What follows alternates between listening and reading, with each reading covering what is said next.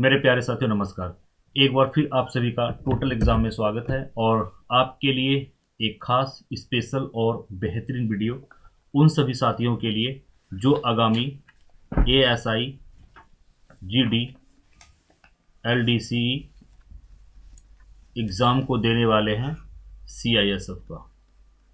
ठीक है, तो आप सभी को पता होगा कि आप लोगों का एएसआई, जीडी, एलडीसी एग्ज़ाम का डेट भी आ चुका है। फरवरी में आपका एग्ज़ाम है, तो इसी पर हम चर्चा करेंगे और जितने भी महत्वपूर्ण प्रश्न आपके होंगे वो सारे प्रश्न इस वीडियो के माध्यम से हम क्लियर करेंगे। और अगला वीडियो हम लेकर आएंगे जिसमें हम ओनली रिटन एग्जामिनेशन के बारे में बात करेंगे और चर्चा करेंगे।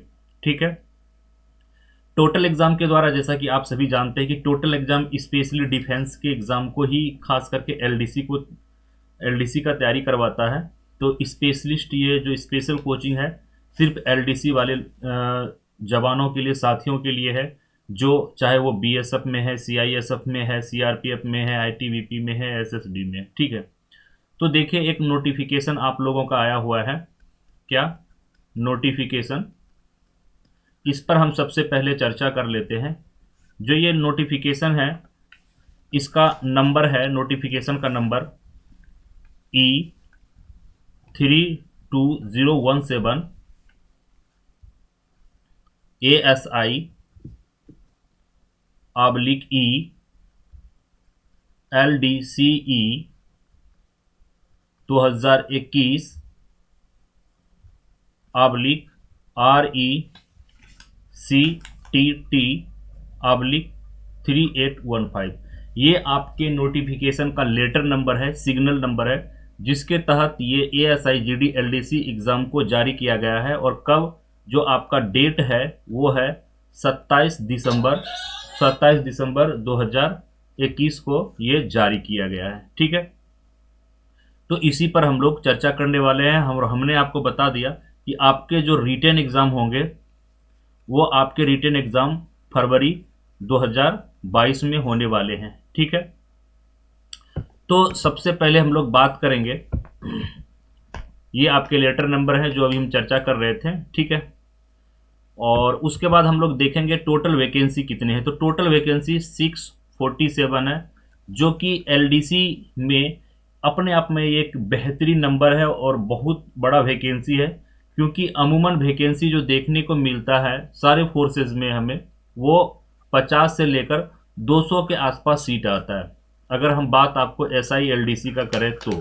ठीक है, सीआरपीएफ में इस बार जो सीआरपीएफ में एससी, जीडी, एलडीसी का एग्ज़ाम होता है, 2019 की जो वैकेंसी थी इसमें लगभग 1500 के आसपास, यानी 1480 प्लस वैकेंसी था।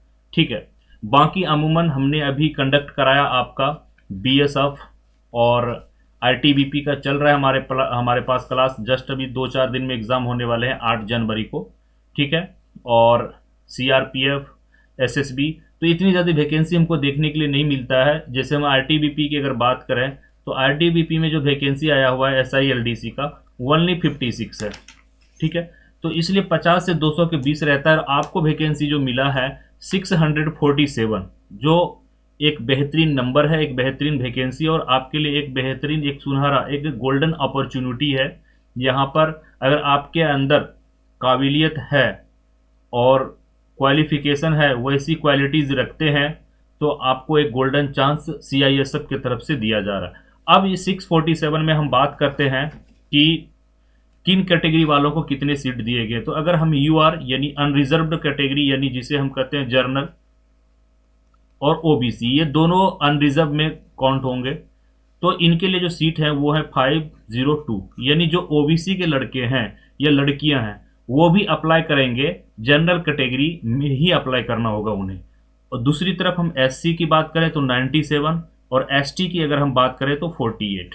क्लियर है, तो टोटल ये वैकेंसी हो गए 502, 97 और 48, टोटल 647। ठीक है, अब हम बात करते हैं, देखिए ध्यान से देखना है, और आप चाहें तो आप कॉपी पेन से नोट भी कर सकते हैं, ये आपके काम की चीज़ें हैं। हम लोग कोशिश करते हैं कि फालतू चीज़ें आपको ना पढ़ाएं जिसमें आपका समय बर्बाद हो। बिल्कुल टू द पॉइंट बात करें, जो आपके एग्ज़ाम के रिलेवेंट हो और आपके एग्ज़ाम से संबंधित हो, वही चीज़ें हम आपको आप तक पहुंचाने का प्रयास करें, ठीक है। तो देखिए, एलिजिबल टू अप्लाई यानी इस कौन कौन इसे भर सकता है इस फॉर्म को, ASI GD LDC को। तो इसमें अगर हम रैंक वाइज बात करें तो कांस्टेबल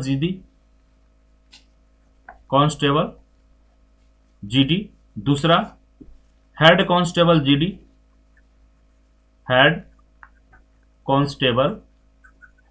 GD, जिसे SCGD भी आप लोग बोलते हैं। और तीसरा है ट्रेड्समैन में आपके आ जाते हैं कारपेंटर, कुक, बार्बर,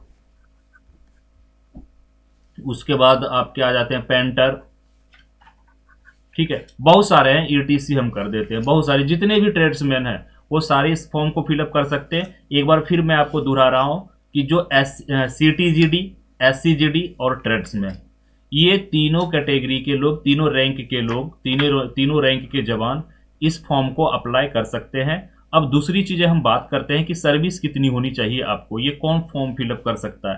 तो सर्विस आपके कम से कम 5 ईयर्स होने चाहिए। कितने? 5 साल सर्विस होने चाहिए, इंक्लूडिंग बेसिक ट्रेनिंग, इंक्लूडिंग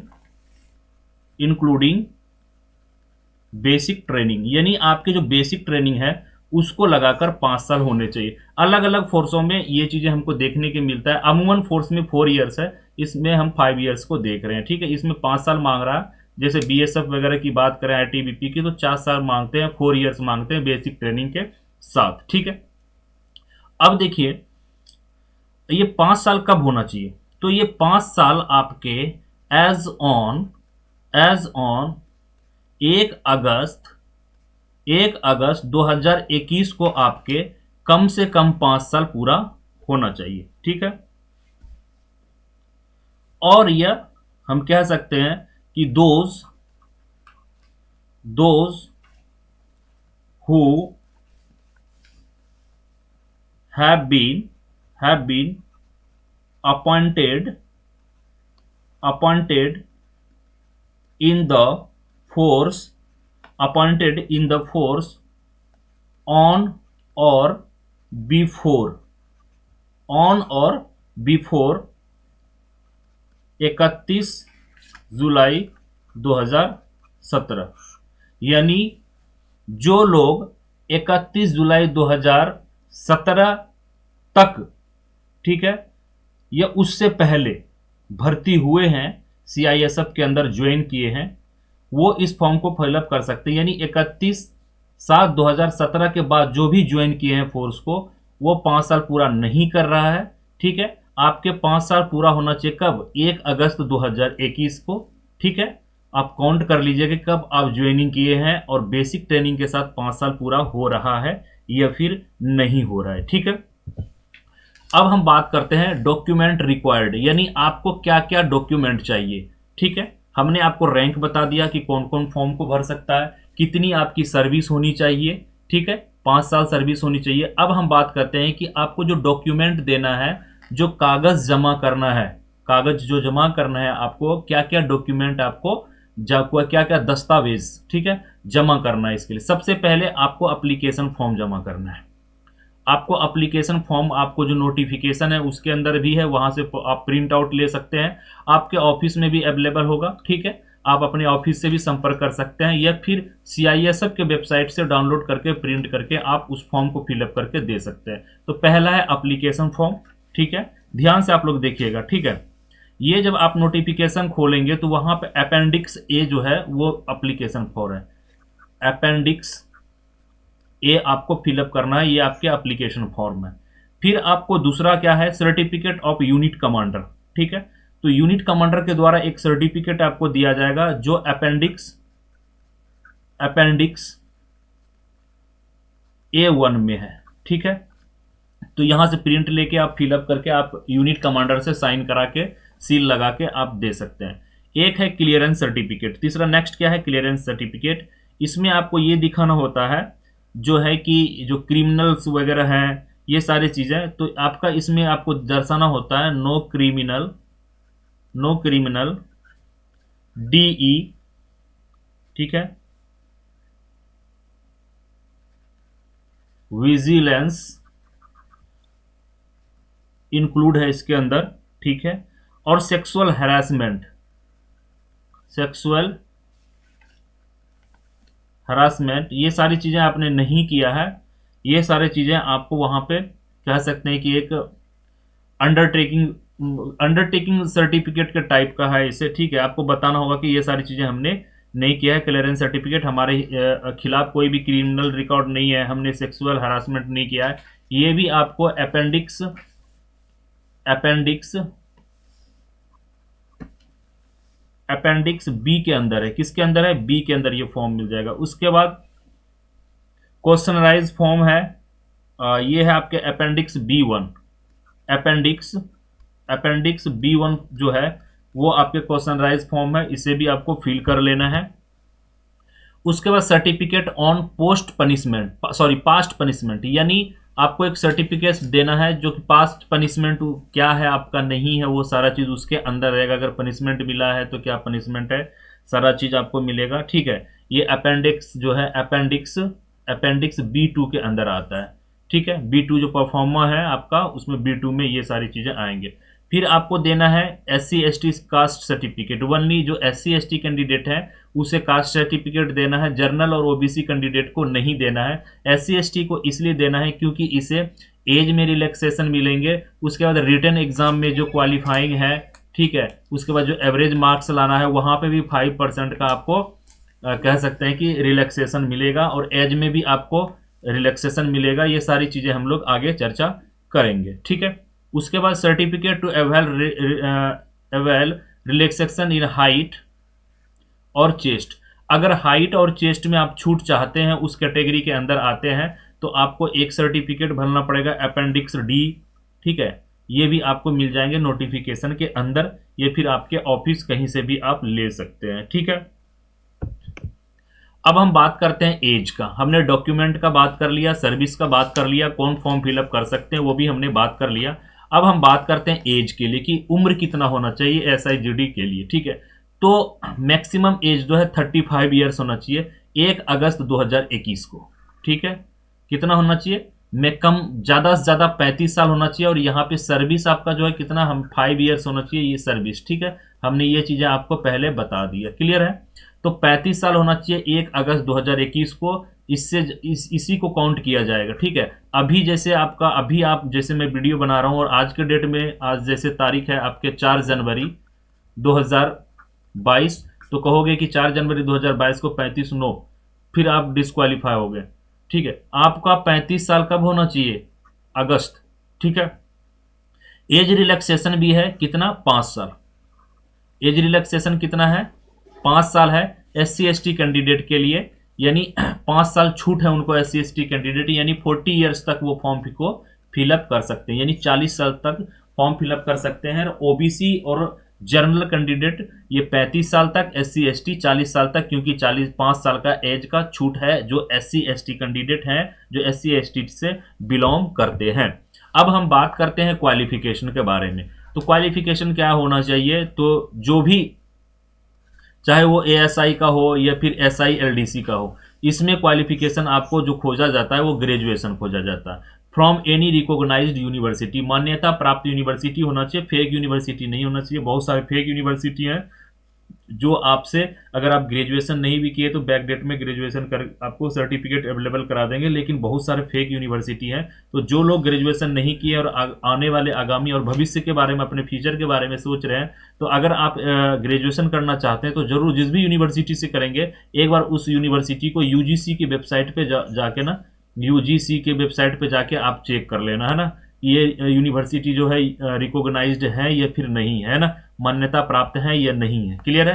तो जब भी आप ग्रेजुएशन करें भविष्य के लिए, तो जरूर उस यूनिवर्सिटी के बारे में चेक कर लेना, ठीक है, UGC की वेबसाइट से, है ना, यूनिवर्सिटी ग्रांट कमीशन के वेबसाइट से, क्लियर है।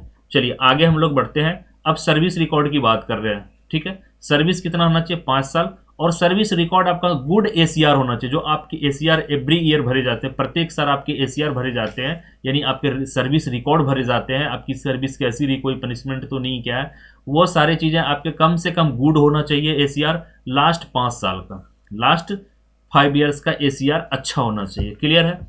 अब तो ये महत्वपूर्ण जानकारी थी, इतनी ही जानकारी आपको चाहिए आपको फॉर्म फिलअप करने के लिए और इस एग्जाम में भाग लेने के लिए। तो उम्मीद करते हैं कि एक छोटा सा वीडियो था और बहुत ही महत्वपूर्ण, और इसमें हमने वो सारे पॉइंट क्लियर किया आपका जो आपको फॉर्म फिलअप करने के लिए जरूरी है। और बहुत सारी चीजें हैं जो आगे हम चर्चा करेंगे, जैसे फिजिकल स्टैंडर्ड हो गया, एग्जाम मेडिकल एग्जामिनेशन हो गया, है ना, फिजिकल हो गया, पीईटी हो गया, पीएसटी हो गया, रिटन एग्जामिनेशन हो गया, ये सारी चीजें हम आगे आगे आपको बताते रहेंगे। दूसरी चीजें, टोटल एग्जाम के द्वारा कोर्स भी चलाया जा रहा है एएसआई जीडी एलडीसी का। तो जैसा कि अब आपके पास बहुत ही कम समय बचा हुआ, यानी 40 डेज से भी कम समय है, तो 40 डेज से कम समय में हम जो है आपको कंप्लीट कोर्स नहीं करा सकते। क्लियर है? लेकिन हम आपको मॉडल प्रैक्टिस सेट प्रोवाइड करा देंगे। क्या? मॉडल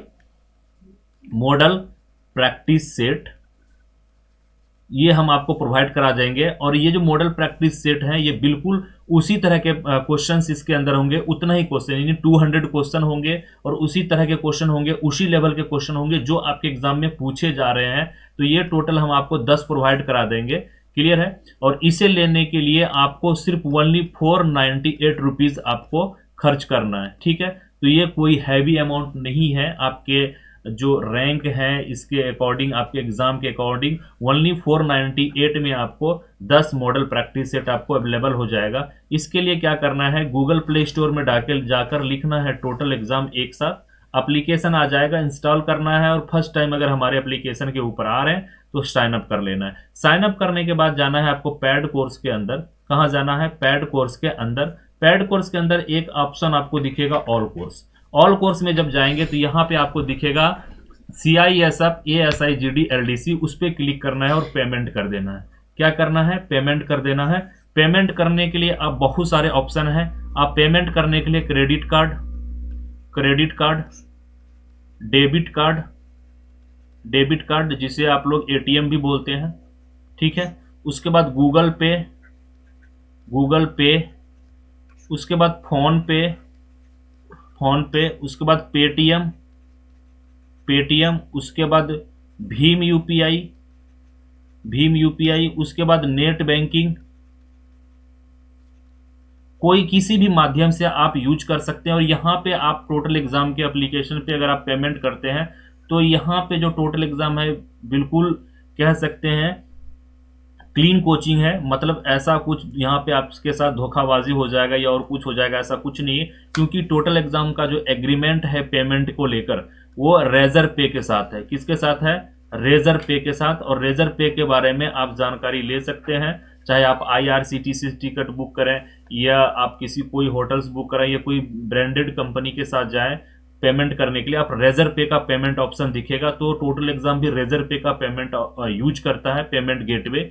तो यहाँ पे आपके जो पेमेंट है बिल्कुल सिक्योर है, कोई भी यहाँ पे धोखाधड़ी नहीं होगा, वो आप दिमाग से निकाल लें। ठीक है? जिसके भी दिमाग में चले, क्योंकि ऐसा बहुत सारे चीजें होते रहता है, आए दिन आपको देखने को मिलेगा। ठीक है? तो उम्मीद करते हैं कि ये वीडियो आपको पसंद आया होगा। अगर आप ASI GD LDC CISF का मॉडल प्रैक्टिस सेट लेना चाहते हैं तो 10 मॉडल प्रैक्टिस सेट मिलेगा। कितने में? 498 में। ठीक है? और विशेष जानकारी के लिए आपको क्या करना है, 8827555563 पर व्हाट्सअप कर सकते हैं, टेलीग्राम कर सकते हैं या फिर हमें कॉल कर सकते हैं, मुझे मेल भी कर सकते हैं। हमारा ईमेल ID है help@totalexam.in। ठीक है? तो इन्हीं शब्दों के साथ हम लेते हैं आपसे विदा। जल्द ही एक बेहतरीन वीडियो के साथ फिर आपके साथ हम रूबरू होंगे आपके लिए। आप तब तक के लिए जय हिंद, जय भारत।